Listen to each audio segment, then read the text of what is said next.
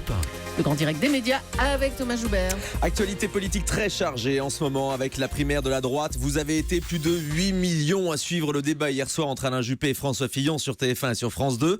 Et dimanche soir, les chaînes vont de nouveau se mobiliser pour vous faire vivre les résultats de cette primaire. Ce sera le cas de France 5 avec ses politiques présentées par Karim Rissouli et ses polémiques avec Bruce Toussaint. Le duo de l'info que nous avons reconstitué ce matin sur Europe 1. Bonjour à tous les deux. Bonjour. Tout d'abord, 8 millions de téléspectateurs hier soir pour cet ultime débat. Il y avait eu 5 millions la semaine dernière, des très gros scores d'audience pour les rendez-vous d'info également. Est-ce que ça vous a surpris cet intérêt des Français pour la primaire, hein, Bruce Toussaint ? Oui, évidemment, l'ampleur est assez impressionnante, mais moi je pense qu'il y a toujours eu un goût pour la politique, même si parfois les Français détestent les politiques, mais la politique, on l'aime, c'est quelque chose de passionnant. Il y a aussi quelque chose d'un feuilleton, d'une série télé, d'une télé-réalité parfois.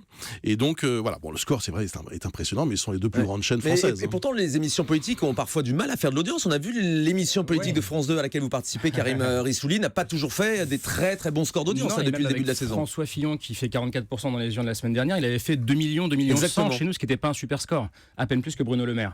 Donc non, moi je suis très surpris des 8 millions d'hier soir.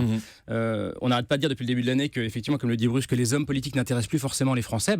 On voit que cette campagne, en tout cas, intéresse fortement. Il y a peut-être un désintérêt des hommes et des femmes politiques, mais en tout cas pas de la chose politique peut-être. Ça c'est sûr, et c'est le pari qu'on a fait sur France 5, c'est de faire 2 heures d'émission sans hommes politiques au cœur du dispositif, et ça marche bien aussi sur France 5. Vous les avez trouvés comment, ces débats? De bonne facture, Bruce?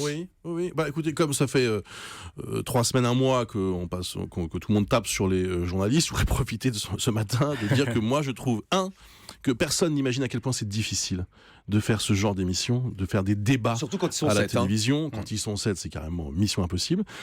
Et franchement, oui, le débat d'hier soir était très bien tenu, très bien arbitré, très bien orchestré entre les 3 journalistes. Non, j'ai trouvé ça vraiment très bien. Alors c'est vrai, on tape beaucoup sur les journalistes. Est-ce que, comme l'ensemble de la presse et des médias, Bruce, Karim Rissouli, vous vous êtes trompé dans vos émissions respectives en mettant en avant le duel Juppé-Sarko et en oubliant François Fillon ces dernières semaines? Franchement, oui, un peu comme tout le monde. On fait beaucoup de reportages coulisses dans ces politiques, et c'est vrai qu'on a fait le duel des favoris. On a fait Juppé-Sarko la dernière semaine. On avait fait le duel du 3e homme, Le Maire Fillon. Donc oui, comme les autres, on s'est un peu planté, et comme les autres, sur la fin, on s'est un peu réveillé. On a vu que la dynamique de Fillon est en train de prendre. Mais les médias doivent-ils faire un mea culpa, Bruce Toussaint? Non, parce que, il y a 2 façons de voir les choses. Soit on considère que ce sont les sondeurs et les médias qui ont mal fait leur boulot, soit on considère, il y a sûrement un peu des deux, que ce sont les Français qui ont peut-être changé d'avis, tout simplement, et qui ont, au fil des débats, on dit que Fillon a, au fil des 3 débats, réussi à convaincre les Français. Donc, moi, je suis pas... Si la primaire avait eu lieu début octobre, est-ce que ça aurait été le même résultat? Franchement, je crois pas. Et donc, les médias n'ont pas une responsabilité dans ces résultats? Écoutez, on passe notre temps de toute façon à s'auto-flageller, donc on peut se rajouter une pelletée de terre si vous voulez, mais bon. On peut le reconnaître un peu, on est loin d'être parfait, heureusement. Mais les médias, sondeurs, politiques eux-mêmes, on a tous une co-responsabilité. Mais on a vu hier soir lors de ce débat que la campagne elle a été un peu tendue. Caricature, c'était le mot de la soirée. Fillon a pas arrêté de dire que les questions des journalistes étaient des caricatures, et on voit que ça peut être violent. Pourquoi il y a cette défiance des politiques contre les journalistes en ce moment? Parce que c'est la mode. C'est tellement pratique. On voit bien que Fillon, par exemple. Et c'est un petit peu du populisme aussi? C'est pour flatter certains égos populaires? Moi, je dirais que c'est de la facilité. J'irai pas jusqu'à parler de populisme, mais c'est de la facilité.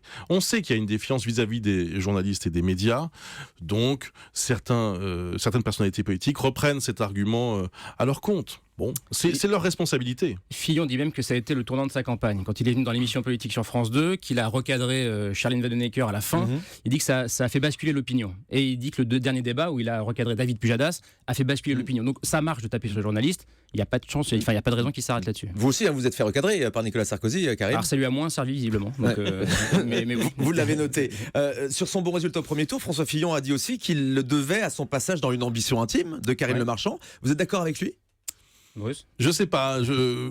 En tout cas, je pense que c'est une erreur de ne pas aller dans cette émission, compte tenu de l'ampleur qu'elle a prise maintenant cette émission est devenue indispensable. On peut trouver ça lamentable. Qu'est-ce que vous en avez pensé, vous, à titre personnel? Moi, j'ai regardé ça avec gourmandise, parce que c'est quand même, je sais pas, c'est inédit. C'est inédit, Ça m'a pas choqué tant que ça, pour être honnête. Ça dépend. Si on considère que c'est une émission politique, on peut trouver ça choquant. Si on considère que c'est une émission où on fait parler des hommes politiques, j'entendais que Cyril Hanouna veut faire des interviews d'hommes politiques sur la télévision. C'est pas choquant, ils viendront parler de télévision. Là, avec Karine Le Marchand, ils parlent de leur vie privée. Donc c'est pas mais généralement, les journalistes politiques n'ont pas du tout aimé cette émission, Karim Rissouli. Oui, parce qu'on a voulu comparer le score de l'émission politique de France 2 avec le score d'émission intime de Karine Le Marchand. Et c'est absolument pas comparable. Mais moi, je trouve pas ça choquant, à condition qu'on sache ce qu'on regarde. Voilà. Juste un petit mot pour conclure sur la situation à iTélé, Bruce Toussaint, parce que je sais que c'est une maison que vous avez bien connue. Ce qui s'est passé le mois dernier vous a mis dans quel état ? Dans un état entre consternation et colère. Vous avez une idée du prochain Vincent Bolloré pour cette chaîne ? Non, il m'a pas consulté. je ris, mais ça me fait assez peu rire finalement cette affaire. C'est le moins qu'on puisse dire. Ça m'a vraiment beaucoup choqué. Et c'est précisément pour ça que vous êtes parti d'ITélé en juin dernier ? Je suis parti d'ITélé parce que France 5 et Nathalie Darrigrand m'ont proposé de les rejoindre et que voilà, la proposition était magnifique et voilà, mais évidemment ça a joué dans mon choix.